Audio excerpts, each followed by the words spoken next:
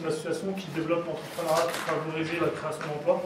Et on a ouvert depuis bientôt 8 mois la Creative Factory, qui se veut être un espace d'accueil et de mutualisation des moyens au service des habitants. C'est-à-dire que tous les habitants sont invités à venir ici, toutes les structures du territoire et de créer les entreprises aussi, histoire de créer un espace d'échange et pour dynamiser un petit peu l'entrepreneuriat. Quand je dis entrepreneuriat, c'est vraiment dans le sens large du terme, c'est vraiment se mettre en action. Moi je dis souvent ça, il y a une image qui est quand même très mauvaise finalement de la banlieue de manière générale, qui peut être véhiculée. On a l'impression que finalement les gens vivent de prestations sociales, alors que dans les faits, les endroits où on crée des entreprises, parce qu'on a du mal à accéder aux emplois, pour ses origines, pour son lieu d'habitation, un certain nombre de choses comme ça, eh bien le seul moyen d'avoir accès à l'emploi, c'est de créer son propre emploi. Nous, l'idée, c'est qu'on va ouvrir en 2027, donc on est très en amont par rapport au projet, mais finalement, cette action volontariste pour améliorer le sujet d'emploi, on ne la porte pas 2 ans avant l'ouverture, on la porte des années avant. Et aujourd'hui, ce qu'on veut faire, c'est qu'on ne veut pas y aller seul en disant on est les meilleurs, on a tout compris, on est Europa City, on est géniaux. Le but, c'est qu'il y a déjà des acteurs qui travaillent.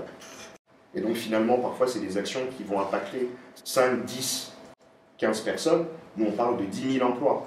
Et sur les 10 000 emplois, on veut que 3/4 des emplois soient pour les habitants du territoire. Europa City, pour savoir en vrai, c'était plus le conflit qu'il y avait avec les terres agricoles et ce que ça allait faire. Après, je savais qu'ils allaient faire un truc hyper grand avec des salles de concert, avec des parcs d'attractions, mais je pensais plus que c'était inaccessible pour nous et que ça allait arriver et qu'on n'aurait limite pas accès, et que comme ils ont dit, il y aurait des entreprises qui arriveraient avec leurs propres salariés et qu'on se retrouverait encore une fois largués et qu'on n'aurait pas accès à ce nouveau truc alors qu'il est à nos portes, quoi.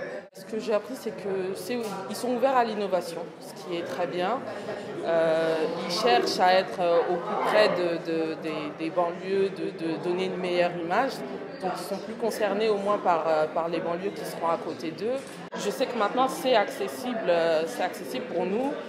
Et c'est pas quelque chose c'est pas un rêve impossible, quoi. En tant que jeune, par exemple, jeune de banlieue, on n'a pas conscience du patrimoine qui nous appartient à Paris. Ça veut dire que les musées, tout ça, les gens ils vont pas dans les musées sous prétexte que c'est à Paris, ça appartient aux riches, alors que c'est notre patrimoine, ça nous appartient aussi, tu vois.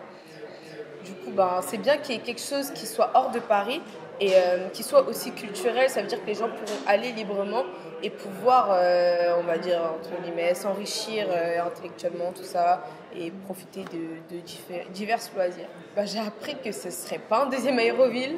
J'ai vu que ils étaient vraiment attachés au fait de créer de l'emploi et de valoriser le territoire, en fait.